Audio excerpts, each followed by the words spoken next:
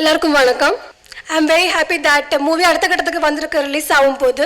Sasi sir கூட work பண்ணதில் ரொம்ப கம்ஃபர்டபுளாக இருக்குது. I am very proud. And இந்த Vijayarani sir team members I am very proud. இந்த சாங்ஸ் விஷுவல்ஸ் பார்த்தீங்கன்னா ரொம்ப அழகாக வந்திருக்கு. I hope all the people will like it. Please bless us. Thank you. எத்தனை படங்கள் நான் வாழ்க்கையில் பண்ணாலும் கண்டிப்பாக அது வந்து பிச்சைக்காரன் மாதிரி ஒரு படம் எனக்கு இனிமேல் பண்ண முடியாது. இந்த விழாவில் ஏதாவது பேசிடணும் வார்த்தை அப்படின்றதுக்காக பேசல, உண்மையிலேயே மனசுலேருந்து சொல்கிறேன்.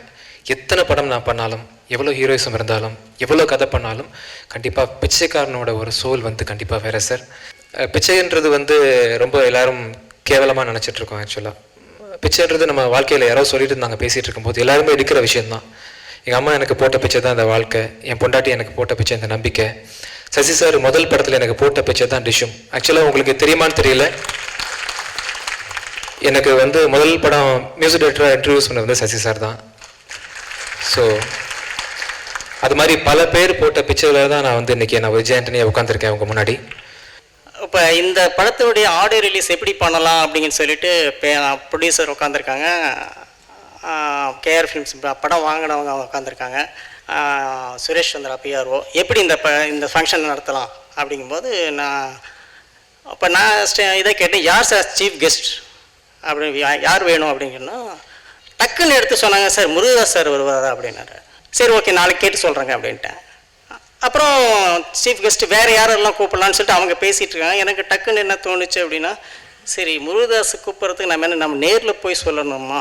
சரி நேரில் நாளைக்கு எப்போ இங்கே இப்போ பாம்பேயில் இருக்காரா இல்லை அந்த ஆஃபீஸில் இருக்காரா, எங்கே இருக்காரு தெரியல அப்படின்னு யோசனை பண்ணிட்டே இருக்கும்போது, ஏன் இந்த டிஸ்டன்ஸ் நம்ம மெயின்டைன் பண்ணுறோம், why can't I make a phone அப்படின்னு தோணுச்சு. டகார்னு ஃபோன் பண்ணேன். முருகதாஸ் சொல்லுங்கள், நான் இது மாதிரி ஒரு ஷூட்டிங் முடிச்சு வந்துட்டுருக்கேன். சரி வேறு ஏதோ டிஸ்கஷன்லேருந்து வந்துட்டுருக்கேன் அப்படின்னாரு. இல்லை என்னோடய ஃபங்க்ஷன் வந்து 6th அன்றைக்கி நடக்குது, ஸோ நீங்கள் வர முடியுமா அப்படின்னு கேட்டேன். 6th ஓகே நான் இங்கே தான் இருக்கேன், நான் வந்துடுறேன் அப்படின்னேன்.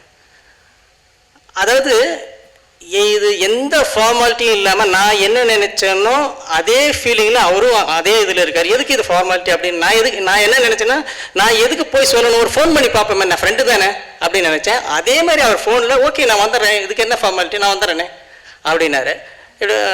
ஃபோனை கட் பண்ணிட்டு முருகதாஸ் வராருங்கன்னு சொல்லிட்டு ஸ்டைலில் ஃபோனை தூக்கி போட்டேன். சசியை பற்றி நான் சொல்லும்போது முக்கியமாக ஒரு விஷயம் வந்து, நான் வந்து அசிஸ்டன்ட் டைரக்டராக இருந்து அந்த வேலையை விட்டுட்டு டைரக்டராக ட்ரை பண்ணலாம் அப்படின்னு அந்த வாய்ப்புங்கிறது அந்த டைம் வந்து ரொம்ப முக்கியமான ஒரு பீரியட். ஏன்னா பேசுகிறதுக்கு ஆள் இருக்க மாட்டாங்க, சாப்பாடு போடுறதுக்கு ஆள் இருக்க மாட்டாங்க, பாக்கெட்டில் காசு இருக்காது. அந்த மாதிரி ஒரு சுச்சுவேஷனில் வந்து ஏவிஎம்மில் நான் சசியை மீட் பண்ணேன்.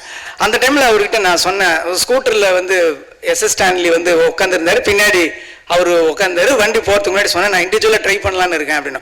அப்படியே ஆல் தி பெஸ்ட் சொல்லிட்டு ஸ்கூட்டர் கொஞ்சம் தூரம் போயிடுச்சு. போயிட்ட பிறகு கொஞ்சம் தூரம் ஸ்கூட்டர் நின்றுச்சு. அங்கேருந்து திரும்பி என்னை கூப்பிட்டாரு. திரும்பி நான் போனவொடனே கிட்ட போனோடனே என்கிட்ட சொன்னார், ஸ்டான்லி கிட்ட இருந்து விட்டுட்டு என்னை கொஞ்சம் தூரம் தனியாக கூப்பிட்டு போய் சொன்னார், படம் தனியாக ட்ரை பண்ணுறேன்னு சொல்கிறீங்க, கையில் காசு இருக்காது, ஏதாவது கஷ்டம்னா எனக்கு எந்த டைமாக இருந்தாலும் எனக்கு சொல்லி அனுப்புங்க,